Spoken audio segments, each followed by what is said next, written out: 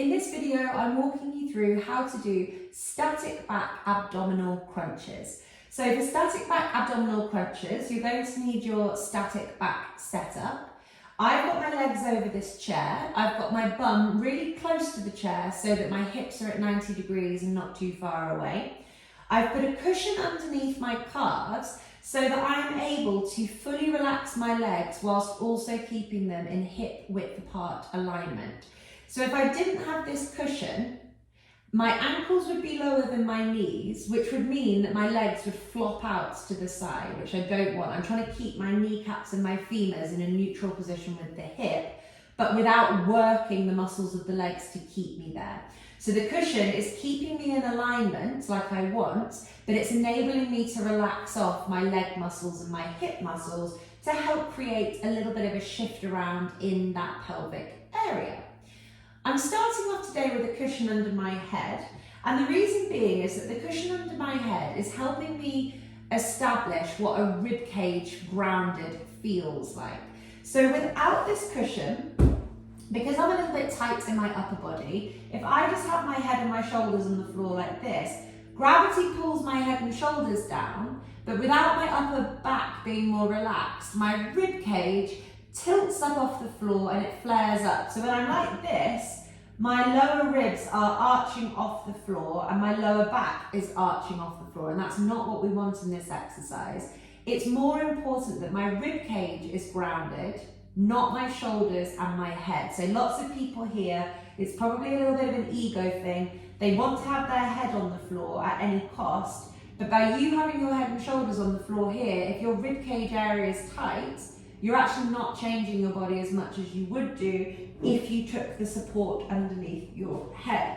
So pop that support underneath your head. You might need 2 cushions, you might need 3 cushions, and you're not worried about your shoulders and where they are. You're worried about the bottom of your ribs being grounded on the floor and the back of your neck staying nice and long, okay? So you're almost trying to give yourself like a double chin with your neck so that the back of your neck stays long, rather than shoulders rounding up off the floor and head tilting backwards, because this isn't going to feel good. So we're going through length through the spine. Head isn't tilting backwards, but crucially, especially for the exercise that we're going to do, we are making sure that the rib cage stays grounded. It's going to help you do this exercise better. Now, what we are also going to do is establish what it feels like to wake up our upper abdominals. So you've got your belly button, and you've got your kind of lower abdominals below that, and that is generally the area that people will wake up more than the area above their belly button. But it's the muscles above your belly button that are really useful when it comes to controlling the rib cage. So what I want you to kind of get a sense of, and if you want to put your hand there, it might help, but I want you to put your hands on your lower ribs and almost like push your rib cage down to the floor. Can you feel how it lengthens that mid-back area? The grounding of the ribs will make you feel possibly a little bit of a release in the lower back. But what's creating that movement is the band of muscles around here. So yes, you're using your hand. That's just to kind of get your brain and that area of your body connected. But that hand is pushing you down. And then when you're down there, can you feel that you're waking up this band of muscles here, okay? That's really what we want to wake up as we go through the exercise that we're about to do. Keep that active. It's gonna help you just stay in tune with what needs to be woken up. Your pelvis is relaxed, your legs and your feet are relaxed, your head and your neck are relaxed. We're going to interlink our hands nice and firmly, okay? So you're creating like a cradle for your head, but you want your fingers like deeply intertwined. You're taking your hands behind your head and you're trying to keep that firmness through the upper abdominals to keep the rib cage on the ground. We're going to turn this now into the abdominal crunch exercise, but what we are going to do is really make sure that we are not doing what most people do when they do abdominal crunches, which is to throw themselves up using their upper back and their shoulders. So if you crunch like this, what you're doing is using momentum and tension through your arms, your shoulders, your upper back and your head to really throw you upwards. That's not your abdominal area working at all. That's your upper body driving the movement. So what you're doing is building strength into that sort of hunchy desk posture that no one wants, right? So what we're doing is we're keeping the elbows in alignment with the ears throughout. You're not cranking the elbows really wide if your body doesn't want to be there, because if you're cranking the elbows really wide, you're likely to tilt your head back and impinge your neck, and also you're quite likely to lift up through the rib cage again, which is not what we want.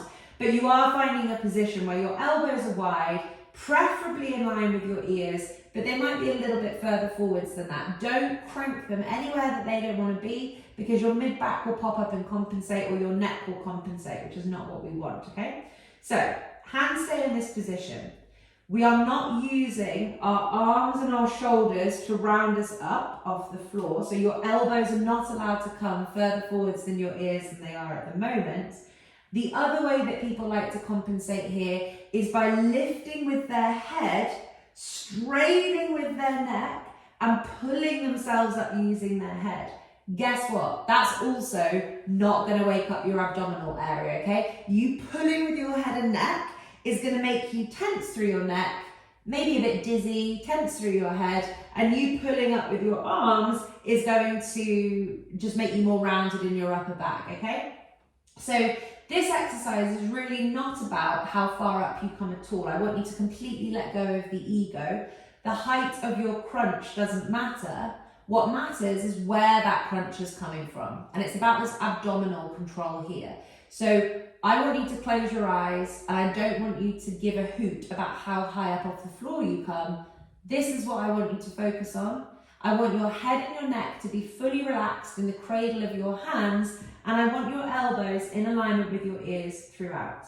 So I am engaging that band above my belly button to pull my rib cage down to the floor. I am keeping that pull of my kind of lower ribs belly button area down onto the floor to gently pull up my upper body. I'm lifting literally about 2 inches off the floor, focusing on the rib cage and not the height. My elbows are in alignment with my ears. My head is relaxed. My neck is long. I'm not pinching my neck backwards. I'm holding for a beat, and then I'm relaxing back and down. I'm fully relaxing. So I'm going to go really nice and slowly. The more I rush this, the more likely I'm going to go wrong. The more high I try to go in my upper body, the more likely I am to go wrong. Take it slowly, fully relax your upper body off in between each rep, and really focus on the abdominals, not height, okay? So, and we're going to do 10 reps nice and slowly. My legs are relaxed, I'm keeping breathing. The back of my neck is long, I'm not tilting my head backwards. I'm engaging my abdominals to pull my rib cage down to the floor. I'm keeping that feeling there.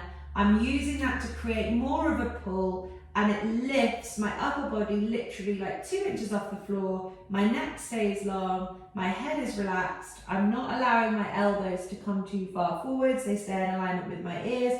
The rib cage feels wonderful. It's grounding on the floor here. This is a great exercise for me. My legs are relaxed, and I come back down. So that's 1 rep. Off we go. Release. 2.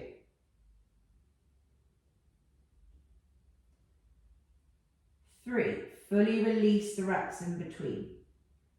Engaging the abdominals, pulling up. 4, relax. This time I'm going to be a bit more mindful. So whilst I think I'm quite good at controlling my arms in this position, I am noticing that I'm wanting to push my head forward and tilt my neck back to create the lift a little bit. So I'm going to try and not quite go so high, and I'm just really going to focus on tucking my chin in like a double chin and focusing on the abdominals for rep number 5. Off we go. So I'm squeezing the abdominals down to the floor, tucking that chin in slightly, lifting through the abdominals, back of neck stays long, hold, release, much better. Fully release. Squeeze, lift, hold, release. 7.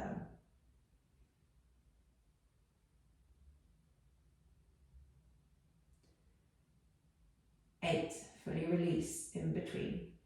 Squeezing abdominals down, putting the rib cage into the floor, lengthening the back of my neck, lift, hold, release. 8. Squeeze, pull down, lift, lengthen the back of the neck, hold, release. 9. Last one. Pull down, lift, lengthen the back of my neck, squeeze, hold, release.